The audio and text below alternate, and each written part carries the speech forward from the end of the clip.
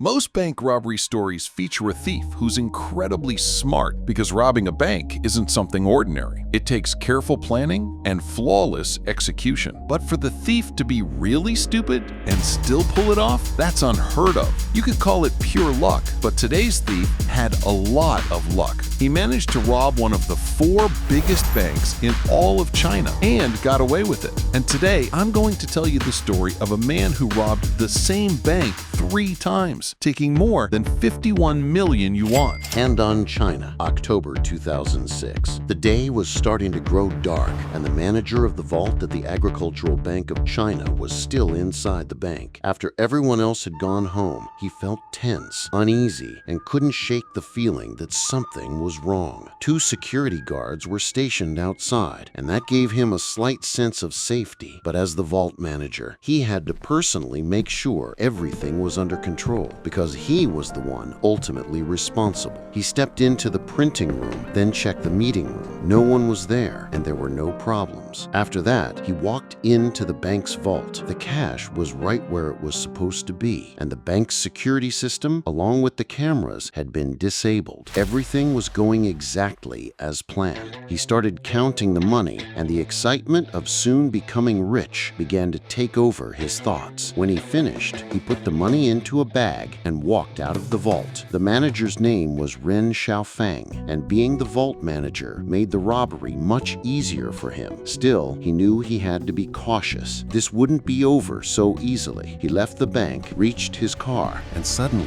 a light, it flashed on him. It was the security guards. They saw him, glanced at the bag, and asked, "Did you get the money?" He said, "Yes." They were in on the crime with him. It had been a smart move to involve them in the plan. That way, things would be much safer. He put the bag in the car and went back into the bank. There was still an hour left in his shift, and he needed to turn the cameras and surveillance system back on. Everything had to look normal, and he wasn't planning to run away, because it would be very hard for anyone to notice such a large sum missing right away. His plan wasn't to steal the money and disappear. It was something completely different. The next day, at his house, he rested with the cash, which amounted to 200,000 yuan. It wasn't a huge sum. Back then, it was worth about $26,000. He took the money, left home, and went to a lottery vendor where he bought a huge amount of tickets. And not just from one place. He went around multiple shops in Handan buying lottery tickets in bulk.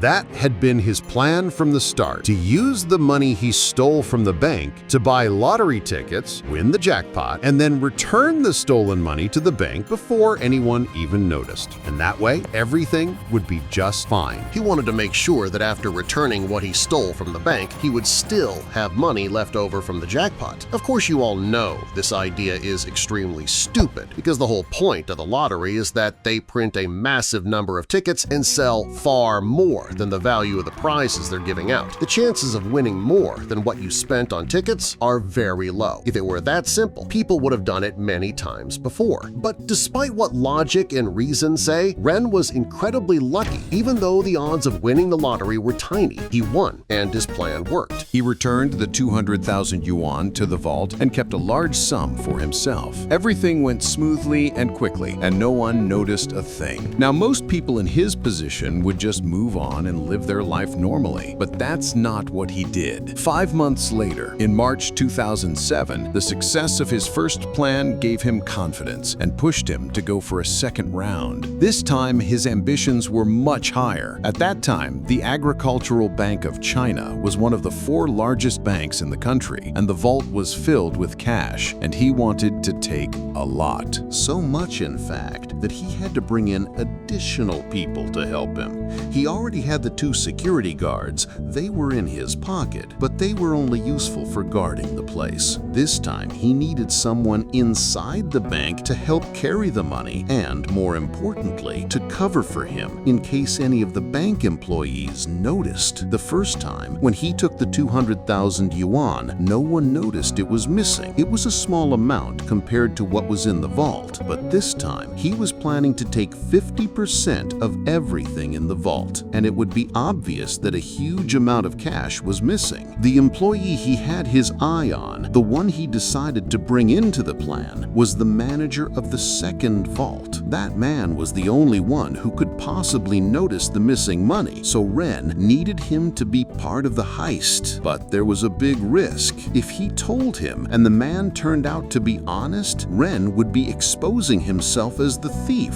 Still, as I told you at the start of the story, we're talking about a stupid thief. In the end, he made the decision and talked to him about it, and luckily for Ren, the man liked the idea. Now, it was time for the second robbery. This time, the robbery took place over a long period during March and April. They kept quietly moving the money out of the bank bit by bit, smuggling it outside in secret. In total, they moved over 2 tons of cash, amounting to about 33 million yuan, which at the time was worth more than $4.3 million.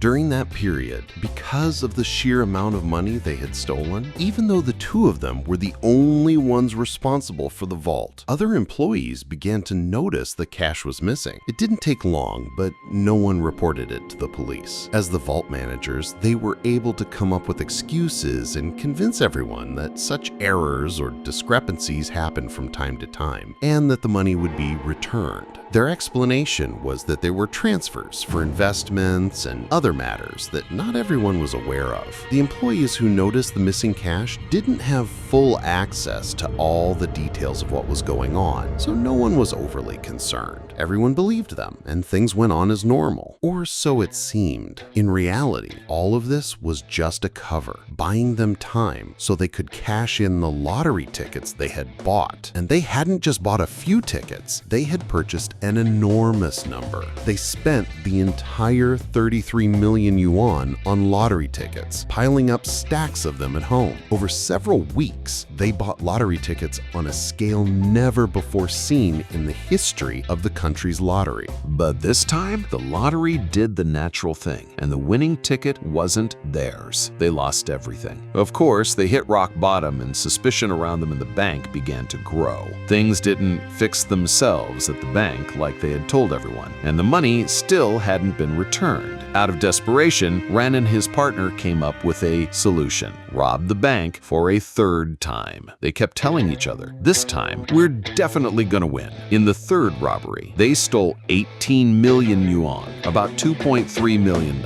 and once again used it all to buy lottery tickets. But unlike the previous times, they didn't have the luxury of taking the money out of the bank little by little and buying tickets slowly from the market to avoid suspicion. This time, they bought all the tickets in just one single day and started scratching them until their fingers were bleeding. If you're wondering how they managed to buy that many tickets with such a huge amount of money in just one day without raising suspicion, the reason is that at that time, China was undergoing a shift toward electronic transactions for purchases. Anyone who had cash back then was like a king. They could do whatever they wanted, and everyone was happy to sell to them under the table to avoid paying taxes. After a long and exhausting day came the moment of truth. In total, after spending 51 million yuan from all their robberies, about $6.7 million, they managed to win just 98,000 yuan from the lottery, roughly $12,700. That's when they realized they were in deep trouble. The only positive outcome from all of this was that the city of Handan set a new record for the highest lottery ticket sales in its history, and everyone thought it was thanks to some brilliant lottery marketing campaign. On April 16th, the bank finally discovered the missing funds. The vault managers could no longer keep stealing, and the police issued an arrest warrant for Ren and his partner after news spread across China, confirming that this was the largest bank theft in the country's history at the time. By then, the two men were already on the run, far from the city. The police managed to catch the other two, the security guards who had helped them in the robberies. Ren and his partner hadn't trusted them enough to tell them the truth that things had gone wrong, and the only thing on their minds was getting away with their own skins. They escaped with their loot using fake IDs and disappeared. A nationwide manhunt was launched. Their photos were posted on the most wanted list, and a reward was offered for anyone who found them or reported them. He fled north to the capital, Beijing, while Ren escaped south to Jiangsu province. Their photos were broadcast on all the news channels and the story spread across China. Everyone was talking about it. Since he didn't go to the capital, the most crowded place in the world, his luck didn't hold out for long. They caught him after just 2 days. Now only Ren, the mastermind behind the whole thing, remained. He was taking a taxi to the coast of Lianyangong. And of course, being on China's most wanted list and deciding to travel 50 kilometers by taxi, not the smartest idea. So we got out of the cab and bought a Honda from an illegal dealer. After buying the car, he needed a place to live, so he rented a luxury apartment using his fake ID. He spent a lot on the car and the apartment, but at least now he had a place to lay low until things cooled off. Unfortunately, his hideout didn't last long. Out of nowhere, the police stormed in. They knew exactly where he was. A messy-looking guy paying cash straight out of a bag stuffed with money while his face was plastered all over the newspapers and TV. Of course people got suspicious. It wasn't just one person who reported him. 3 people did. The taxi driver who had given him a ride, the dealer who sold him the car, and the landlady who rented him an apartment. Since all 3 helped the police catch Ren, the reward, 200,000 yuan, was split evenly between them. Ren had started his first theft with 200,000 yuan, and his story ended with a reward of the same amount. Now that he'd been caught, the manhunt was over. The trial began, and the security officers were charged with failing to protect public funds. They were sentenced to 5 years in prison. As for Ren, they didn't charge him with embezzlement. During the trial, the prosecution demanded the maximum penalty for him. Ren made one last attempt to reduce his sentence, telling them, I can help you find ways to protect banks and the security system so that thefts like the one I committed never happen again. but they replied, Thank you, we don't need your help. and sentenced him to death, which was carried out a year later. The bank, of course, was extremely embarrassed in front of the media, and 5 employees were fired for negligence. Imagine, during the investigation, it was revealed that the bank hadn't done an inventory of its cash reserves for years, and no one had been reviewing the security camera footage. That's how the story ended. A foolish thief managed to walk out of the bank with $51 million right under everyone's noses. And instead of escaping with it, he bought lottery tickets. Everything he did from the start was stupid. And the problem was, it actually worked for him the first time. But greed blinds the heart of its owner.